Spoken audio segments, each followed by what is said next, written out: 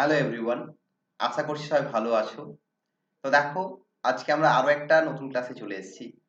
আজকের আমাদের ক্লাসের বিষয় হচ্ছে সাদাত হাসান মান্টোর লেখা একটা বিখ্যাত পার্টিসান লিটারেচার। তার নাম হচ্ছে টোবা টেক সিং। তো বেসিক্যালি এই যে টোবা টেক সিং, এটা হচ্ছে ইন্ডিয়া এবং পাকিস্তান এই যে পার্টিসান হয়ে যাচ্ছে, মানে বিভাজন হয়ে যাচ্ছে 1947-এ, এই পার্টিশনের ওপর বেস করে এই গল্পটা লেখা। এটা খুব সুন্দর একটা স্যাটায়ার বলতে পারো। আমাদের সাদাত হোসেন মান্টো তিনি কি করছেন, এই যে পার্টিশন, তিনি পার্টিশনকে তো অ্যাকসেপ্ট করতেন না, তো তিনি এই পার্টিশনকে স্যাটায়ার করছেন, বিদ্রূপ করছেন। তো সেই পার্টিশনকে বিদ্রূপ করার একটা বিখ্যাত শর্ট স্টোরি হচ্ছে আমাদের টোবা টেক্সি।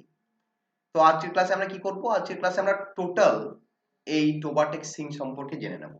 আমরা সাদ্দাত হাসান মান্টু সম্পর্কে জানবো, আমরা গল্পটার ব্যাকগ্রাউন্ড জানবো, গল্পটার ক্যারেক্টারগুলোকে জানবো, এবং গল্পটার যে সামারি, সেই সামারিটাকেও আমরা আজকের ক্লাসে অ্যানালাইসিস করে নেবো। তাহলে এটা আমাদের টোটাল ক্লাস কিসের ওপর? সাদ্দাত হাসান মান্টোর লেখা টোবাটিক সিং এই গল্পটার ওপর। তো চলো আজকে আমাদের ক্লাস শুরু করা যাক। তো দেখো, আমি এই যে পয়েন্টগুলো তোমাদের বলছি সেগুলো তোমরা খাতার মধ্যে নোট ডাউন করে নেবে। নোট ডাউন করলে কি হবে, তোমাদেরই পরবর্তী ক্ষেত্রে সুবিধা হবে। তো দেখো, প্রথমে আমরা জানবো অ্যাবাউট দ্য অথর, মানে আমরা সাদাত হাসান মান্টো সম্পর্কে জানবো। প্রথমে তার জন্ম এবং মৃত্যু। দেখো, মান্টোর জন্ম হচ্ছে 1912 এবং মৃত্যু হচ্ছে 1955। মানে খুব কম বয়সে তিনি মারা যান। বুঝতেই পারছো, মানে 1912 থেকে 1955, মানে খুবই কম বয়সে মারা যাচ্ছে। তো এই মান্টোর আমরা জন্ম এবং মৃত্যুটা পেয়ে গেলাম। এরপর আমরা আরো তার সম্পর্কে যে কিছু ইনফরমেশন সেগুলো জেনে নিই। নেক্সট আমরা জানছি কান্ট্রি অফ অরিজিন, মানে তিনি কোন দেশের রাইটার। দেখো, তিনি basically Ludhiana in British India and letter after the partition in Pakistan. তিনি 1947 এর আগে অবধি লুধিয়ানা, ব্রিটিশ ইন্ডিয়া এখানকার মানে মানুষ ছিলেন, এবং 1947 এর পর যখন পার্টিশন হয়ে যায়, এই লুধিয়ানা প্রদেশটা কোথায় চলে যাচ্ছে? আমাদের পাকিস্তানের আন্ডারে চলে যাচ্ছে। তাহলে আমরা বলতেই পারছি যে সাদ্দাত হাসান মান্টো তিনি বোথ ইন্ডিয়ান রাইটার এবং পাকিস্তানি রাইটার। ইন্ডিয়ান রাইটার কখন? 1947 এর আগে অবধি, যখন ব্রিটিশ ইন্ডিয়া ছিল, মানে আমরা ব্রিটিশদের আন্ডারে ছিলাম। আর 1947 এর পর যখন ইন্ডিয়া ফ্রিডম পেয়ে গেল এবং পার্টিশন হয়ে গেল, বিভাজন হয়ে গেল, তারপর থেকে মান্টো কিন্তু পাকিস্তানের বাসিন্দা হয়ে যায়, কারণ তিনি যেহেতু পাকিস্তানের মধ্যে পড়ছিলেন, সেই কারণে পাকিস্তানের বাসিন্দা হয়ে যান। কারণ ডিভিশন হয়ে যাচ্ছে, বুঝতেই পারছো, একটা পার্টিশন হচ্ছে, ভাগ হয়ে যাচ্ছে ইন্ডিয়া, পাকিস্তান আর বাংলাদেশ। তো তিনি বোথ ইন্ডিয়ান এবং পাকিস্তানি রাইটার হিসাবে পরিচিত। নেক্সট হচ্ছে দেখো, জ অফিস রাইটিং, তার মানে কি? মানে মান্টো কি ধরনের লিখতেন, তার লেখাগুলোর টাইপটা কি? দেখো, Manto is best known for his stories about the partition of India which he opposed. তার বিখ্যাত যে স্টোরিগুলো, মানে তিনি যেটার জন্য ফেমাস হয়ে আছেন আমাদের লিটারেচারে, সেটা হচ্ছে পার্টিশন অফ ইন্ডিয়া। এই যে ইন্ডিয়ার পার্টিশন হচ্ছে, ইন্ডিয়ার বিভাজন হচ্ছে 1947-এ, ইন্ডিয়ার যে বিভাজন হচ্ছে, যেমন স্বাধীনতা লাভ করছে, তার সাথে কি হচ্ছে, বিভাজন হচ্ছে। ইন্ডিয়া একদিকটা ভেঙে পাকিস্তান হয়ে যাচ্ছে, একদিকটা ভেঙে বাংলাদেশ হয়ে যাচ্ছে। এই যে ডিভিশনটা, এই ডিভিশনের উপর তার যে সাহিত্যগুলো সেগুলো প্রচন্ড ফেমাস, এবং তিনি এই ডিভিশনকে কি করেছিলেন, অপোজ করেছিলেন। তিনি এটাকে কখনোই অ্যাকসেপ্ট করেননি। দেখো, যারা শিক্ষিত মানুষ, যারা নলেজেবল মানুষ, তারা কিন্তু কখনোই পার্টিশনকে অ্যাকসেপ্ট করবেন না, কারণ পার্টিশন মানে তো ভালো কিছু নয়, পার্টিশন মানে খারাপ জিনিস। তো সেটাকে সাদ্দাত হাসান মান্টোও কিন্তু অ্যাকসেপ্ট করেননি। 4 নম্বর পয়েন্ট কি দেখছি, দেখো, he was tried for obscenity 6 times, thrice before 1947 in British India and thrice after independence in 1947 in Pakistan. তাহলে দেখো, এই মান্টোকে 6 বার জেলে পাঠানো হয়। কেন জেলে পাঠানো হয়? কারণ তার রাইটিং গুলো অবসিন রাইটিং। অবসিন মানে নট সোশ্যালি অ্যাকসেপ্টেড, সবাই সেটাকে মেনে নিতে পারেনি। কারা মেনে নিতে পারেনি? যাদের অসুবিধা হচ্ছিল তারাই মেনে নিতে পারেনি, বুঝতেই পারছো। মানে তিনি তার রাইটিং গুলো টোটালি স্যাটাইরিক্যাল রাইটিং, বিদ্রূপ করছে সমাজকে। সেই কারণে এই স্যাটাইরিক্যাল রাইটিং লেখার জন্য মান্টোকে 6 বার মানে জেলে যেতে হয়। 3 বার জেলে যান কখন? 1947 এর আগে, যখন ব্রিটিশ ইন্ডিয়া ছিল, ব্রিটিশদের দ্বারা। আর আরো 3 বার কখন জেলে যান? 1947 এর পর, যখন পাকিস্তানের আন্ডারে মানে তিনি বাসিন্দা হয়ে যান, পাকিস্তান গভর্নমেন্ট তাকে জেলে পাঠায়। তা তিনি 6 বার জেলে গেছেন, 3 বার 1947 এর আগে আর 3 বার হচ্ছে 1947 এর পরে। নেক্সট 6 নম্বর পয়েন্টে আমরা কি দেখতে পাচ্ছি? নেক্সট আমরা দেখতে পাচ্ছি, দেখো, his writings reflects the hard truths of society. তাহলে বেসিক্যালি তার যে লেখাগুলো বা তার যে শর্ট স্টোরিগুলো, তার যে রাইটিংস গুলো, সেগুলো কি করছে? সমাজের যে হার্ড ট্রুথ, কঠোর বাস্তব, মানে হার্স রিয়েলিটিটাকে, বাস্তবটাকে প্রকাশ করছে এবং বাস্তবের সত্যতাটাকে মানে সত্যটাকে প্রকাশ করছে তার রাইটিং গুলো। তাহলে বুঝতেই পারছো মান্টু কিন্তু অ্যাজ এ রাইটার মানে ট্রুথ এবং সোসাইটিকে স্যাটায়ার করেছেন এবং এই যে পার্টিশন এই সমস্ত কিছুর বিরুদ্ধে লিখেছেন, যে কারণে তাকে জেলেও যেতে হয়েছে 6 বার। মানে বুঝতেই পারছো মান্টু কিন্তু একজন one of the best writers. ঠিক আছে, তাহলে মান্টু সম্পর্কে আমরা এই 6টা পয়েন্ট জানলাম। আমরা নেক্সট চলে যাই। আমরা নেক্সট দেখো জানছি অ্যাবাউট দ্য স্টোরি, মানে এই গল্পটা সম্পর্কে কয়েকটা পয়েন্ট আমরা জেনে রাখছি। গল্পটা লেখা হচ্ছে কখন, রিটেন কখন হচ্ছে? 1950 থেকে 1955, 1950 থেকে 1955 মধ্যে লেখা হচ্ছে গল্পটা আমাদের। কোন গল্পটা? এই টোবাটেক সিং। এটা পাবলিশড হচ্ছে কখন? 1955 এ, 1955 সালে এটা পাবলিশ হচ্ছে। এটা কোন ক্যাটাগরিতে পড়ে বা কোন জনরাতে বা জতে পড়ে? দেখো, এটাকে বেসিক্যালি পার্টিশন লিটারেচার বলা হয়। তাই তোমাদের মাথার মধ্যে কোশ্চেন আসতে পারে, sir what is partition literature? তা দেখো, পার্টিশন লিটারেচার আমি তোমাদের বুঝিয়ে দিই। 1947 এ ইন্ডিয়াকে যে ভেঙে ফেলা হলো, একটা পাকিস্তান হয়ে গেল, একটা পূর্ব পাকিস্তান, একটা পশ্চিম পাকিস্তান আর পূর্ব পাকিস্তান। এখন যেটা বাংলাদেশ সেটা আগে পূর্ব পাকিস্তান ছিল, আর এখন যেটা পাকিস্তান সেটা পশ্চিম পাকিস্তান ছিল। এই যে পার্টিশন, এই যে ইন্ডিয়া ভেঙে গেল দুটো প্রদেশে, এই ভেঙে যাওয়ার জন্য কি হলো? অনেক ইফেক্ট হলো এর। অনেক মানুষ ওখান থেকে এখানে এলো, অনেক মানুষ এখান থেকে ওখানে গেল, একটা কেওস তৈরি হলো, দাঙ্গা তৈরি হলো, অনেক মানুষ প্রাণ হারালো, অনেক মানুষ ঘরবাড়ি হারালো। এই সমস্ত সিচুয়েশন গুলোকে যে সমস্ত রাইটিং গুলো তুলে ধরে, মানে পার্টিশন এবং পার্টিশনের ইফেক্টস, এই জিনিসগুলোকে যে সমস্ত রাইটিং গুলো তুলে ধরে তাদেরকে বলা হয়ে থাকে পার্টিশন লিটারেচার। তাহলে বুঝতেই পারছো সাদাত হাসান মান্টোর আমাদের আজকের রাইটিং টোবাটেক সিং সেটাও কি করছে? এই পার্টিশন এবং পার্টিশনের ইফেক্ট অন হিউম্যান কাইন্ড বা আমাদের সোসাইটিতে সেটাকে কিন্তু তুলে ধরছে। দ্যাটস ওয়াই সাদাত হাসান মান্টোর এই যে রাইটিংটা সেটা কোন ক্যাটাগরিতে পড়ছে? পার্টিশন লিটারেচারে পড়ছে। নেক্সট দেখো রাইটিংটা সেটিং অ্যান্ড টাইম। এই যে গল্পটা কোন সময়কার, মানে কোন টাইমে তিনি, কোন সেটিং এর, কোন জায়গার তিনি গল্প লিখছেন এবং টাইমটা কি? দেখো, the story is set 2 or 3 years after the 1947 partition in an asylum of Lahore, Pakistan. তাহলে গল্পের ঘটনাটা হচ্ছে 1947 সালে পার্টিশন হয়ে গেছে। পার্টিশন হয়ে যাওয়ার 2 বা 3 বছর পর, মানে 1947 সালে পার্টিশন হয়ে গেছে, ভাগ হয়ে গেছে, ইন্ডিয়া স্বাধীন হয়ে গেছে, তার 2 বা 3 বছর পরের গল্প। এবং গল্পটার মেইন সেটিংটা হচ্ছে লাহোরে, লাহোরের একটা মেন্টাল অ্যাসাইলামে। লাহোর মানে পাকিস্তানে অবস্থিত। তোমাদের মাথায় প্রশ্ন আসতে পারে যে স্যার মেন্টাল অ্যাসাইলামে কি গল্প হতে পারে? দেখো, পার্টিশনের সময় কি হয়েছিল?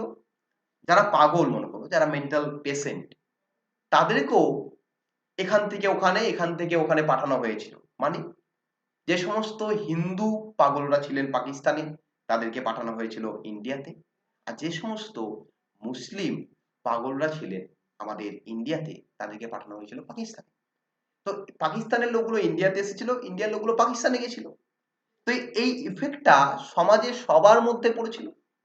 তো সেই মেন্টাল কিছু পেশেন্টদের মধ্যে কিরকম ইফেক্ট পড়ছে সেই জিনিসটাকে প্রেজেন্ট করার জন্য তিনি কিন্তু এই লাহোরের মেন্টাল অ্যাসাইলামকে তার গল্পের সেটিং হিসাবে নিয়েছেন। এবং সময়টা কখন? 2 বা 3 বছর পর, 1947 2 বা 3 বছর পর, মানে 1949 বা 50 সালের গল্প। এটার বেসিক স্টোরিটা কি, মানে এই যে টোটাল টোবাটেক সিং তার বেসিক স্টোরি লাইনটা কি? The story follows inmates in Lahore Asylum, some of whom are to be transferred to India following the 1947 partition. It is a powerful satire on the relationship between India and Pakistan. তাহলে গল্পটা কি? এর basic স্টোরিটা হচ্ছে লাহোরে যে mental asylum আছে, ওই মেন্টাল অ্যাসাইলামের কিছু পাগলদের, যাদেরকে 1947 এর পার্টিশনের পর, বিভাজনের পর পাকিস্তান থেকে ইন্ডিয়াতে পাঠানো হচ্ছে। তো তাদের যে কন্ডিশন, তারা কি ভাবছে পার্টিশন সম্পর্কে, তারা সেখান থেকে আসতে চাইছে কিনা, তাদের ওপর কি ইফেক্ট পড়ছে পার্টিশনের, এটাই বেসিক স্টোরি লাইন হচ্ছে আমাদের কিসের, এই টোবা টেক সিং। এবং এটা কিন্তু একটা পাওয়ারফুল স্যাটায়ার। এখানে কিন্তু বিদ্রুপ করছে কে? আমাদের রাইটার সাদাত হাসান মান্টো। তিনি কিসের উপর বিদ্রুপ করছেন? ইন্ডিয়া এবং পাকিস্তানের রিলেশনশিপ। দেখো, ইন্ডিয়া পাকিস্তান একটাই দেশ ছিল, যতদিন একটাই দেশ ছিল রিলেশনশিপ ওয়াজ গুড। কিন্তু যেই ডিভাইডেড হয়ে গেল রিলেশনশিপ, মানে সবচেয়ে খারাপ হয়ে গেল ইন্ডিয়া পাকিস্তানের মধ্যে, তাহলে ওই রিলেশনশিপটাকেও কিন্তু এখানে প্রেজেন্ট করা হচ্ছে যে ইন্ডিয়া পাকিস্তান রিলেশনশিপ, তার উপর স্যাটায়ার করছেন, বিদ্রুপ করছেন কে? আমাদের মান্টু। তাহলে এই 5টা পয়েন্ট আমরা পেলাম। আমরা নেক্সট পয়েন্টে চলে যাই। দেখো, নেক্সট পয়েন্টে আমরা দেখি থিমস। গল্পের থিম কি কি রয়েছে। দেখো, প্রথম থিম রয়েছে পার্টিশন অ্যান্ড ইটস ইফেক্টস। দেখো, তিনি এই যে মেন্টাল অ্যাসাইলাম, এই মেন্টাল অ্যাসাইলামটা তিনি কিন্তু একটা সিম্বল হিসেবে ইউজ করেছেন। তিনি মেন্টাল অ্যাসাইলাম বলতে শুধু মানসিক পেশেন্টদের কথাই বলছেন না, তিনি হোল মানুষদের কথা বলছেন। তিনি সমগ্র মানুষদের কথা বলছেন এবং পার্টিশনের পরে সমগ্র মানুষদেরই কন্ডিশন মেন্টাল হয়ে গেছিল। কেন মেন্টাল হয়ে গেছিল? ভালো করে ভেবে দেখো। পার্টিশনের ফলে অনেক মানুষকে ঘর বাড়ি ছেড়ে ওখানে যেতে হয়েছিল। অনেক মানুষ মানে চিন্তিত, দুশ্চিন্তিত হয়ে গেছিল। আবার ওখান থেকে অনেক মানুষকে এখানে আসতে হয়েছিল। প্লাস অনেক দাঙ্গা, মারামারি, কাটাকাটি, এই সমস্ত কিছু হয়েছিল। তাহলে মানুষ তো মেন্টালি ডিস্টার্ব হয়ে গেছিল। তাহলে এই মেন্টাল যে অ্যাসাইলামটা এখানে তিনি ইউজ করেছেন তার সেটিং হিসাবে এবং মেন্টাল পেশেন্ট গুলোকে দেখিয়েছেন, সেটা কিন্তু বেসিক্যালি একটা সিম্বল। তিনি সেই সময়কার মানুষের কন্ডিশনটাকে বোঝানোর জন্য মেন্টাল কিটাকে করেছেন, অ্যাসাইলামটাকে সেটিং হিসাবে করেছেন। তাহলে এই পার্টিশন এবং তার ইফেক্ট আমরা দেখতে পাবো এখানে। সেকেন্ড কি দেখতে পাবো? The emotional attachment for one's own place. তাহলে দেখো, এখানে একটা ইমোশনাল অ্যাটাচমেন্টও দেখানো হয়েছে। মনে করো, আমি 1947 এর আগে অব্দি পাকিস্তানে থাকতাম। সেখানে আমার ঘর বাড়ি সবই ছিল, সেখানে আমি ছোট থেকে বড় হয়েছি। এরপর 1947 এর পর যদি আমাকে বলে ইন্ডিয়ায় চলে আসতে হবে, যেহেতু পার্টিশন হয়ে গেছে, তাহলে আমার কাছে কিন্তু ঘর হিসাবে ওটাই পরিচিত যে পাকিস্তানে আমি ছিলাম। কারণ সেখানে আমি ছোট থেকে বড় হয়েছি, সেখানেই আমার ইমোশনাল অ্যাটাচমেন্ট রয়ে গেছে, সেই জায়গাটাকে আমি বেশি ভালোবাসি। আবার সেখান থেকে যখন এখানে আমাকে আসতে হবে, তখন আমার একটা খারাপ লাগবে।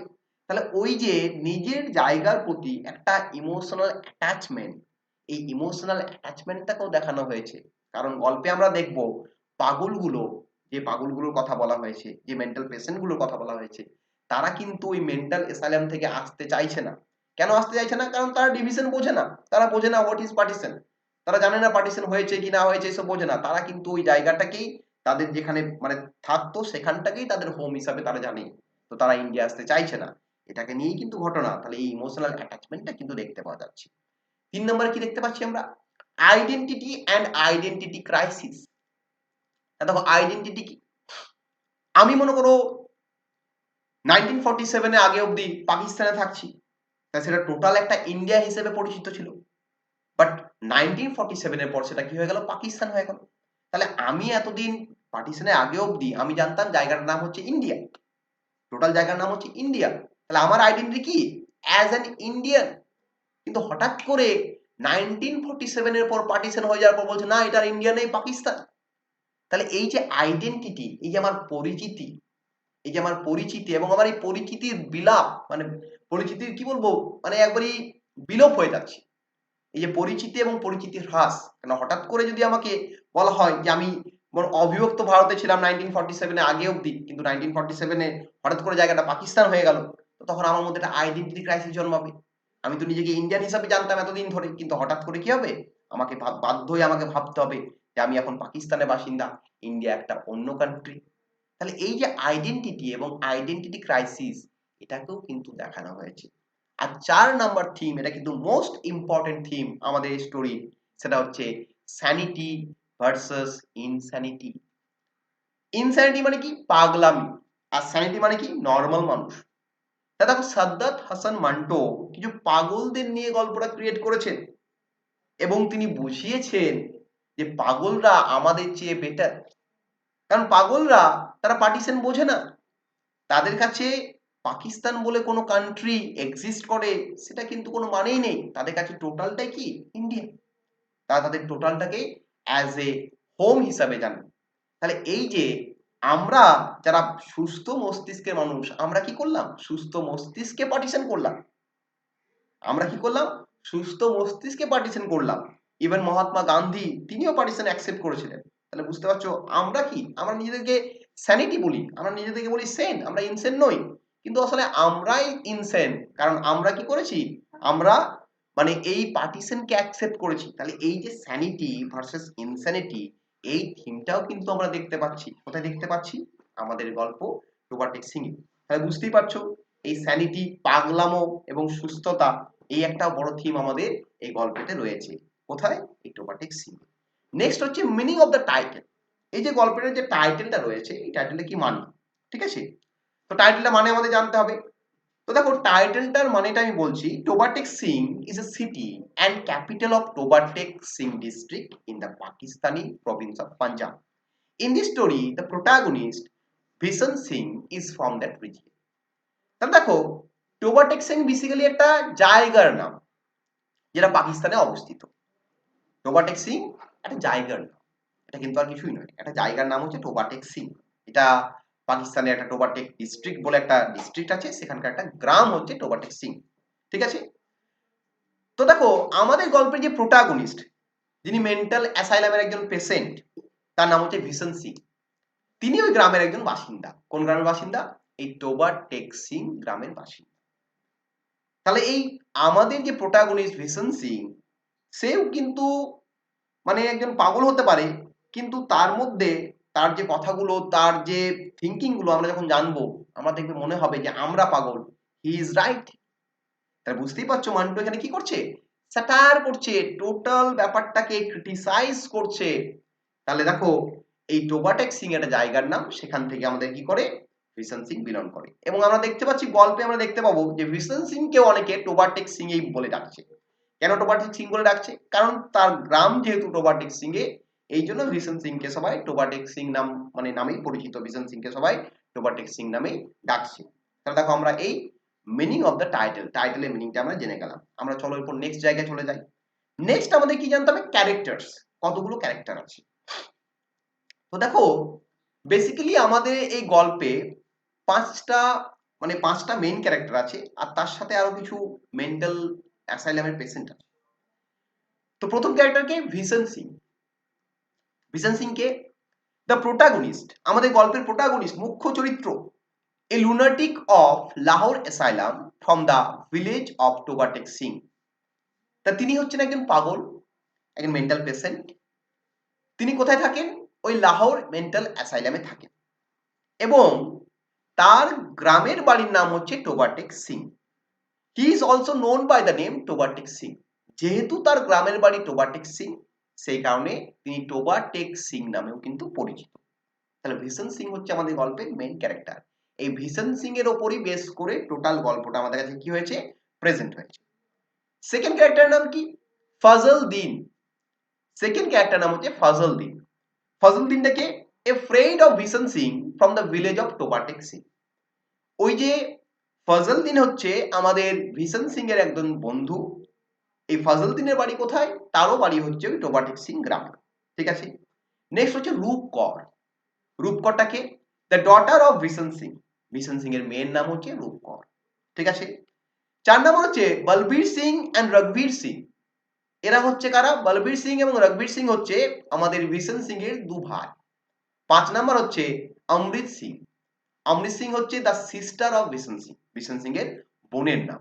তাহলে আমরা ভিশন সিং পেলাম, ফজল দিনকে পেলাম তার বন্ধু, রূপকর তার মেয়ে, বলবীর এবং রঘবীর হচ্ছে তার দু ভাই, এবং অমৃত হচ্ছে তার বোন। তাহলে আমরা এই 5টা ক্যারেক্টার পেলাম। আরো ক্যারেক্টারগুলো দেখি আমরা। এরপর যে ক্যারেক্টারগুলোকে আমরা পাচ্ছি সেগুলো হচ্ছে লুনাটিক্স।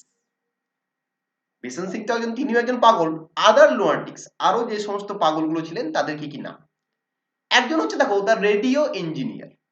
একজন কি ছিলেন? Radio engineer. With an MSc degree a Muslim lunatic। একজন মুসলিম পাগল ছিলেন, তিনি একজন মানে এমএসসি করেছেন এবং তিনি একজন রেডিও ইঞ্জিনিয়ার।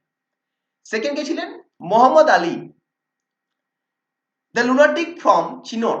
চিনিয়ট বলে একটা জায়গা আছে, ওই চিনিয়ট থেকে বিলং করছেন কে? মোহাম্মদ আলী, তিনিও একজন পাগল। হু বাদেড 15 or 16 টাইমস এ ডে, যিনি প্রায় প্রত্যেক দিন 15 থেকে 16 বার স্নান করতেন। তাহলে বাবু কেমন পাগলামি, 15 থেকে 16 বার স্নান করতেন, ঠিক আছে। হি ডিক্লেয়ার্ড হিমসেলফ অ্যাজ কোয়েদি আজম মোহাম্মদ আলী জিন্নাহ। তিনি বলতেন যে আমার নাম হচ্ছে মোহাম্মদ আলী জিন্নাহ। আমরা মোহাম্মদ আলী জিন্নাহকে সবাই জানি। দেখো দুটো লোকই তো পার্টিশনের জন্য দায়ী, একটা হচ্ছে জওহরলাল নেহেরু, একটা হচ্ছে মোহাম্মদ আলী জিন্নাহ। কারণ এনারা দুজন নিজেদের স্বার্থের জন্য পার্টিশনটা করেছিলেন, মানুষের কথা কেউ ভাবেননি। জওহরলাল নেহেরু ইন্ডিয়ার প্রধানমন্ত্রী হওয়ার জন্য পার্টিশন করেছিলেন, আর মোহাম্মদ আলী জিন্নাহ পাকিস্তানের প্রধানমন্ত্রী হওয়ার জন্য কি করেছিলেন? পার্টিশন করেছিলেন। তো সাদ্দাত হাসান মান্টো এই সব সত্য কথাগুলো বলেছিলেন বলে তাকে জেলে যেতে হয়েছিল। বুঝতেই পারছো ব্যাপারটা, ঠিক আছে। তোমাকে সত্য কথা বলা যাবে না। তাহলে এই মোহাম্মদ আলী তিনি নিজেকে কি বলতেন?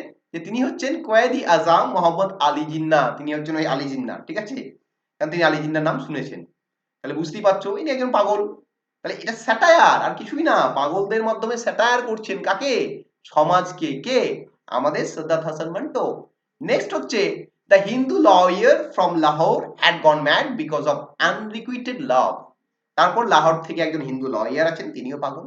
তিনি কেন পাগল হয়েছেন? তিনি প্রেমে পড়ে, প্রেমে ধোঁকা খেয়ে পাগল হয়ে গেছেন, ঠিক আছে। প্রেমে ধোঁকা খেয়ে পাগল হয়ে যাওয়ার পর তিনিও কিন্তু মেন্টাল অ্যাসাইলামে আছেন। আর 4 নম্বর হচ্ছে one lunatic claimed himself to be God and decided that both India and Pakistan belong to him। আর একজন lunatic আছে যিনি নিজেকে ভগবান বলেন, বলে আমি গড, আমি হচ্ছি সবারই হেড, আমি ভগবান, এবং ইন্ডিয়া পাকিস্তান এইসব কিছু নেই, সবকিছু আমার, ইন্ডিয়া পাকিস্তান সবই হচ্ছে আমার। তাহলে এই মোটামুটি আমরা পাগলগুলোকে পেলাম, আরো কিছু পাগল আছে, ঠিক আছে। তো সেগুলোকে আমরা মানে সেগুলোকে আমরা বলছি না, আমরা ইম্পর্টেন্ট পাগলগুলোকে দেখে নিলাম। কিন্তু এরা প্রত্যেকটা একটা করে স্যাটাইরিক্যাল ক্যারেক্টার, সমাজকে বিদ্রুপ করছে। দেখো ডিভিশনটা হয়েছিল কিসের ভিত্তিতে? রিলিজিয়নের ভিত্তিতে, হিন্দু মুসলিম রিলিজিয়নের ভিত্তিতে মানুষকে ডিভাইড করে ডিভিশনটা হয়েছিল। তাহলে বুঝতেই পারছো সাদ্দাত হাসান মান্টু সমস্ত থিমগুলোকে কি করেছেন? তুলে ধরছেন। মান্টু বলবো তো আমি তো বলবো মান্টু আমার একজন ফেভারিট রাইটার, আমি তো ওনার রাইটিং পড়েছি, ওনার সম্বন্ধে একটা সিনেমাও আছে আমাদের যত সম্ভব। নওয়াজুদ্দিন সিদ্দিকী সিনেমাটা অ্যাক্টিং করেছেন, পারলে দেখবে, মান্টো সিনেমার নাম, দারুণ সিনেমা, ঠিক আছে। তো চলো আমরা এখন নেক্সট জায়গায় চলে যাই।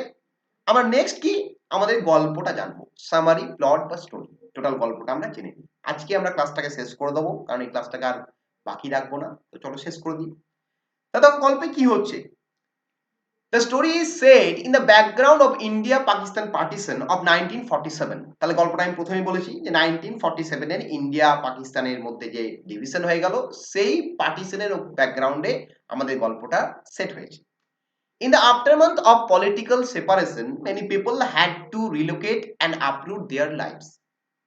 তাহলে এই পলিটিক্যাল যে ডিভিশন হয়ে গেল, এই ডিভিশনের পর অনেক মানুষকে ভুগতে হয়েছিল। যারা পাকিস্তানে থাকতো তাদেরকে ইন্ডিয়ায় আসতে হয়েছিল, যারা ইন্ডিয়ায় থাকতো তাদেরকে পাকিস্তানে যেতে হয়েছিল, যারা বাংলাদেশে থাকতো তাদেরকে ইন্ডিয়ায় আসতে হয়েছিল, যারা ইন্ডিয়ায় থাকতো তাদেরকে বাংলাদেশে যেতে হয়েছিল। এমন বিতিকিচ্ছির অবস্থা হয়েছিল, কেওস হয়েছিল, একটা কেওটিক সিচুয়েশন, সেটাকে প্রেজেন্ট করা হচ্ছে।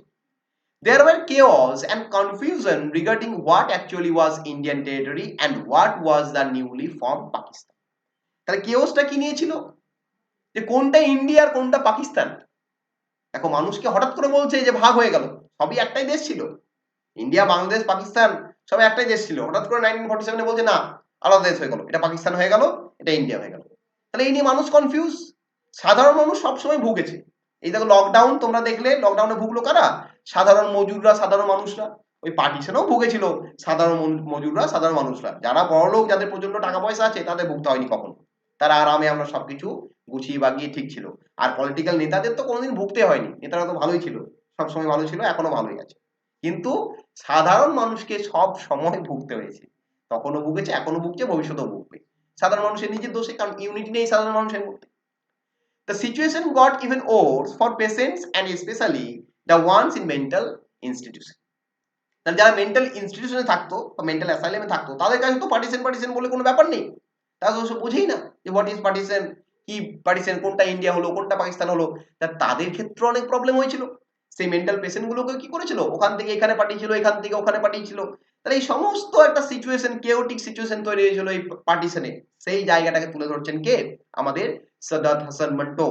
নেক্সট আমরা দেখো কি দেখতে পাচ্ছি গল্পে। Once the two countries had held talks regarding the situation of mental patients. It was decided that the Muslim patients would stay or move to Pakistan, whereas the Hindu and Sikh counterparts will move to India. দুটো দেশের মধ্যে আলোচনা হলো, আলোচনা হয়ে decision হলো যে মুসলিম পেশেন্টদের পাকিস্তানে পাঠিয়ে দেওয়া হতে পারে বা তারা ইন্ডিয়াতে থেকে যেতে পারে। কিন্তু যারা পাকিস্তানে আছে, যে সমস্ত শিখ এবং হিন্দু পেশেন্টরা, তাদেরকে কি করা হবে, তাদেরকে ইন্ডিয়াতে পাঠিয়ে দেওয়া হবে। কারণ পাকিস্তান একটা মুসলিম কান্ট্রি হিসাবে যেহেতু রিকগনাইজড হয়েছে, সেই কারণে তাদেরকে রাখা যাবে না। কিন্তু ইন্ডিয়া একটা ডেমোক্রেটিক কান্ট্রি হিসাবে এখানে সবারই একটা অধিকার আছে, সে কারণে ইন্ডিয়ার যারা মুসলিম আছে তারা ইচ্ছা হলে থাকতে পারে, মুসলিম পেশেন্ট আছে না হলে তারা চলে যেতে পারে। কিন্তু পাকিস্তানে যারা আছে হিন্দু এবং শিখরা, তাদেরকে কিন্তু ইন্ডিয়ায় পাঠিয়ে দেওয়া হবে। এরকম একটা ডিসিশন নেওয়া হলো দুটো গভর্নমেন্টের তরফ থেকে, মানে নেহেরু এবং আলী জিন্নাহ ডিসিশনটা নিয়েছিলেন। Even though India's move was slightly undecided, authorities in Lahore started the proceedings of deportation of Hindu and Sikh patients to India through Wagha Atari land border. India কিন্তু এই ডিপোর্টেশন, মানে এই যে সমস্ত মুসলিম পেশেন্টরা ছিল তাদেরকে পাকিস্তানে পাঠাতে শুরু করেনি, কিন্তু পাকিস্তান আগে ভাগেই শুরু করে দিয়েছে। কি শুরু করে দিয়েছে, ওই শিখ এবং হিন্দুদের পাকিস্তান থেকে ইন্ডিয়াতে পাঠানো। কোন দিক দিয়ে পাঠাচ্ছে, একটা বর্ডার দিয়ে। বর্ডারটার নাম কি, ওয়াগা আতারি বর্ডার, ঠিক আছে, যেটা আমাদের ওই কি বলবো পাঞ্জাব এবং রাজস্থানের সীমান্তে অবস্থিত। ওই বর্ডার দিয়ে মানে পাকিস্তানি গভর্নমেন্ট কি করছে, ইন্ডিয়ান যে সমস্ত হিন্দু এবং শিখ মেন্টাল পেশেন্ট আছেন তাদেরকে ওখান থেকে এদিকে ট্রান্সফার করতে শুরু করে দিয়েছেন তাড়াহুড়ো করে। ঠিক আছে, এত অবধি গল্প হলো। The patients were a riotous bunch and were even more confused about partition as there was any coherent information or news available at the asylum. পেশেন্টরা তারা তো রিওটের মধ্যেই পড়ছে, তারা দাঙ্গা বিদ্রুপের শিকার হচ্ছে, প্লাস তারা কনফিউশনের মধ্যে আছে, কেওটিক সিচুয়েশনের মধ্যে আছে, কারণ তারা জানেই না যে পার্টিশন কি হয়েছে, এবং তারা পার্টিশন বুঝবেই না, কারণ বুঝতেই পারছো তারা মেন্টাল পেশেন্ট। তারা পার্টিশন বুঝবে না, হোয়াট ইজ পার্টিশন, কি ডিভাইডেশন হলো, কি ভাগ হয়ে গেল, এসব তারা কিছুই বুঝবে না। তো তারা কিন্তু বিরাট একটা মেন্টাল কনফিউশনে পড়ে গেল। Some pretended to create their own piece of home in the asylum and did not want to leave. কেউ কেউ বললো না, এই আবার যাওয়া যায় কি, আমরা এখানেই থেকে যাবো, এখানেই আমরা বাড়ি তৈরি করবো ওই mental asylum. Some climbed up a tree and made it their dwelling hole. কোনো পাগল গাছের উপরে উঠে গেল, বললো না আমি গাছ ছেড়ে যাবো না, এই গাছটাই আমার বাড়ি। কোথায় ইন্ডিয়া, কি ইন্ডিয়া আমি বুঝি না, কি পাকিস্তান বুঝি না, আমরা এখানে থাকতাম, এখানেই থাকবো। One person claimed himself to be God and decided that both India and Pakistan belong to him. একজন পেশেন্ট বলছে দূর, আমি ভগবান, ইন্ডিয়া এবং পাকিস্তান দুটোই আমার, তাই আমাকে ইন্ডিয়াতেও যেতে হবে না, পাকিস্তানে থাকতে হবে না, দুটো তো আমার। তাই এরকম একটা কনফিউশন সিচুয়েশন তৈরি হয়ে গেল, বুঝতেই পারছো। নেক্সট কি হচ্ছে দেখি। Among these there was a Sikh named Bishan Singh. He once had a huge property in Toba Singh place in Pakistan. তাহলে তাদের মধ্যে একজন হচ্ছেন পাগল, হচ্ছেন বিশন সিং, যিনি টোবাটেক সিং এর একজন বাসিন্দা, এবং টোবাটেক সিং এ তার অনেক প্রচন্ড সম্পত্তি ছিল যেটা পাকিস্তানে অবস্থিত। He had been in the asylum for nearly 2 decades and never spoke to anyone save some jumbled mumblings. তাহলে সে প্রায় 2 decades, 2 decades মানে কি 20 বছর, 1 decade means 10 years, 2 decades means 20 years। তাহলে এই ভিশন সিং 20 বছর এই মেন্টাল অ্যাসাইলামে আছে। সে অনেক তাড়াতাড়ি পাগল হয়ে যায় এবং সে মেন্টাল অ্যাসাইলামে চলে আসে, তার অনেক জায়গা সম্পত্তি আছে, তো সে সেখানে চলে আসে। সে কিন্তু কারোর সাথে কথা বলে না, সে শুধু বিড়বিড় করে কিছু বকতে থাকে। কি বকতে থাকে দেখো, আমি কোটেশন দিয়ে লিখে দিয়েছি। সে পাগলের মতো বকতে থাকে। কি বলতে থাকে সে, উপর দি গুড়গুড় দি অ্যানেক্সি দি ভেদিয়ানা দি মুগ দি দাল of the Pakistan and Hindustan of the দূর ফিটের মান, সেই সব বলতে থাকে। পাগলরা বিড়বিড় করে অনেক কিছু বকে, আমরা জানি। সেও কিন্তু এইসব বলতে থাকে। এটা মানে কি, এটা কোনো মানে হয় না, তার একটা বেসিক মিনিং আমি তোমাদের কাছে লিখেছি, দেখো। The inattention of this annex of the rumbling upstairs of the dial of moon of the Pakistan and India of the go to bloody hell. তাহলে এটা কোনো বেসিক্যালি মানে হয় না। ঠিক আছে, সেই ইন্ডিয়া পাকিস্তান এই দুটো ডিভিশন এটাকে গালাগাল করছে, দূর এইসব কিছু হয় নাকি, এইসব সে বলতে শুরু করেছে। What is India, what is Pakistan, মানে পাগলরা মেনে নিচ্ছে না, বুঝলো তো। তাহলে পার্টিশনকে আমরা কারা মেনেছি, আমরা নর্মাল মানুষরা মেনেছি, কিন্তু পাগলরা মেনে নেয়নি। সাদ্দাত হাসান মান্টো তিনিও কিন্তু মেনে নেয়নি। আমরা যারা ভালো মানুষ বলছি তারাই পার্টিশন মেনে নিয়েছি। মহাত্মা গান্ধী পার্টিশন মেনে নিয়েছেন, জওহরলাল নেহেরু পার্টিশন মেনে নিয়েছেন, মোহাম্মদ আলী জিন্নাহ পার্টিশন মেনে নিয়েছেন, কিন্তু পাগলরা মেনে নেয়নি, সাদ্দাত হাসান মান্টো মেনে নেয়নি। বোঝো ভালো করে, পলিটিশিয়ানরা নিজেদের স্বার্থে পার্টিশন করেছে, কিন্তু সাধারণ মানুষ কখনোই পার্টিশন চায়নি। সাধারণ মানুষ কি চেয়েছিল, একটাই কান্ট্রি।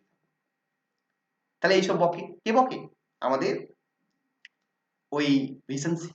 নেক্সট কি হচ্ছে দেখো, he was often visited by his family and his daughter who grew up to become a young woman while he remained locked inside. মাঝে মাঝে তার বাড়ির লোকরা তার সাথে দেখা করতে আসতো, কিন্তু দেখা করতে এলো সে কখনো বাড়ি ফেরত যেতে পারেনি, কারণ তার মেন্টাল কন্ডিশন ঠিক হয়নি। ইভেন তার মেয়ে জন্ম এবং তার মেয়ে বড় হওয়া সেটাও কিন্তু সে দেখেনি, কারণ সে তো মেন্টাল অ্যাসাইলামে প্রায় 20 বছর ধরে বন্দি আছে। However, since the violence post partition, they had not come. কিন্তু পার্টিশনের পর থেকে, যখন পার্টিশন হয়ে গেছে তারপর থেকে তার বাড়ির লোকেরা তার সাথে কেউ দেখা করতে আসে না, কারণ বুঝতেই পারছো মারামারি কাটাকাটি দাঙ্গা হয়েছে, সবাই ভয়ে পালিয়ে গেছে। Vishen Singh kept asking everyone at the asylum as to which country gained overtaxing, but no one had any clear answer. এটা ভিশন সিং সবাইকে জিজ্ঞেস করছে, আচ্ছা তাহলে টোবার টেক্সিং কোথায় গেল, পাকিস্তানে গেল না ইন্ডিয়াতে গেল? কিন্তু কারো কাছে কোনো উত্তর নেই, কারণ তারা কিছুই জানে না ওইসব, যে কোথায় গেল, ইন্ডিয়াতে গেল না পাকিস্তানে গেল টোবার texting. One day he was visited by his old Muslim friend from Tobatek Singh.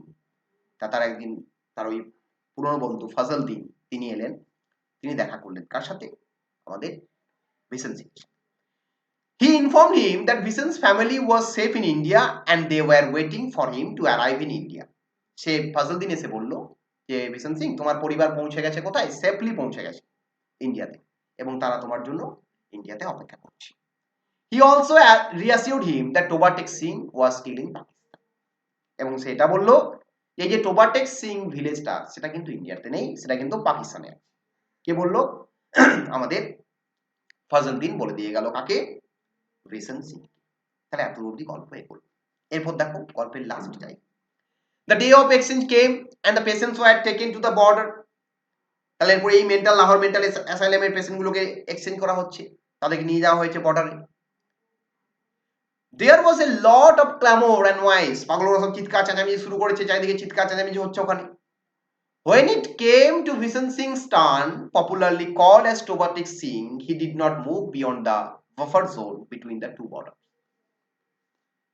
তাহলে যখন এবার ভিশন সিংকে নিয়ে যাবে, ভিশন সিংকে যখন মুভ করে নিয়ে যাবে ওইদিকে পাঠাবে, সে কি করলো, দুটো বর্ডারের মাঝখানে গিয়ে দাঁড়িয়ে পড়লো, এবং এদিকেও যেতে চাইলো না, এদিকেও যেতে চাইলো না। দেখো বর্ডার কি হয়, এদিকে বর্ডার থাকে, এদিকে বর্ডার থাকে, মাঝখানে একটা ফাঁকা প্লেস থাকে, এটাকে বাফার জোন বলা হয় বা নো ম্যানস ল্যান্ড বলা হয়। কি বলা হয়?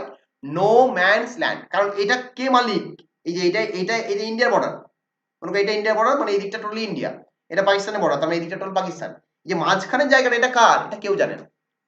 তাহলে ভিশন সিং ওই মাঝখানে গিয়ে দাঁড়িয়ে গেল এবং ওখান থেকে আর নড়াচড়া করতে রাজি হলো না। No guard could push him, and seeing his desperation, they let him free for a little while and moved to other places. তাহলে গার্ডরা তাকে কি করতে পারছে না, ঠেলে সরাতে পারছে না, সেই কারণে সে ওখানে দাঁড়িয়ে গেছে। ঠিক আছে, তারা দেখছে থাক, এখন অন্য পেশেন্ট গুলোকে আমরা কি করি, মুভ করি। However, the man's legs soon gave way and he fell to the ground. At the moment, the narrator realized that Tobatek Singh, place and person, stood exactly nowhere in between India and Pakistan. তারপর সে কি হলো, তারপর হঠাৎ করে সে ওখানে পড়ে গেল। কে পড়ে গেল? আমাদের ভিশন। কি করে পড়ে গেল? ও তখন ধাক্কা ধাক্কি হচ্ছে, অনেক পেশেন্ট সেখানে এদিক থেকে ওদিকে পাঠানো হচ্ছে, কারো ধাক্কা লেগে পায়ে পা লেগে ভিশন সিং পড়ে গেল, এবং ভিশন সিং পড়ে রইল কোথায়, ওই মাঝখানে, ইন্ডিয়া পাকিস্তানের বর্ডারের মাঝখানে। এবং এটা যেন আমাদের কাছে অ্যানালাইজ হচ্ছে, আমাদের রাইটার আমাদের কাছে তুলে ধরছে, এই যে ভিশন সিং বা যার নাম টোবাটেক সিং, সে এখন এমন একটা জায়গায় রয়েছে, এইদিকে ইন্ডিয়া এদিকে পাকিস্তান, তার মাঝখানে যে জায়গাটা সেটা হচ্ছে কি, না ইন্ডিয়ার জায়গা না পাকিস্তানের জায়গা, সে নো ম্যানস ল্যান্ডে রয়েছে। দেখো গল্পটা কত সুন্দর স্যাটায়ার। তাহলে আমরা ডিভিশন করেছি, বর্ডার করেছি, সবই করেছি, কিন্তু বর্ডারের মাঝখানে এই যে ফাঁকা রাস্তাটা সেটা কার? সেটা ইন্ডিয়ান না পাকিস্তানের? না সেটা ভগবানের? তো এই যে ব্যাপারটাকে, এই যে স্যাটায়ারটাকে, যে পার্টিশন কতটা বাজে জিনিস, সেখানে কত বাজে কিছু ঘটেছিল, সেই ব্যাপারটাকে স্যাটায়ার করার জন্য কিন্তু সাদাত হাসান মান্টো লিখেছেন টোবাটেক সিং। আশা করছি তোমাদের টোবাটেক সিং গল্পটা ক্লিয়ার হয়েছে। এরপরে যদি কিছু প্রবলেম থাকে তাহলে তোমরা আমাকে অবশ্যই জিজ্ঞাসা করবে, আমি চেষ্টা করব তোমাদের সেই প্রবলেম ক্লিয়ার করে দেওয়ার। তো চলো, আজকের ক্লাস আমি এখানেই শেষ করছি। সবাই ভালো থেকো, সবাই হ্যাপি থেকো, হেলদি থেকো, স্যানিটাইজ থেকো। God is always with you. Tata.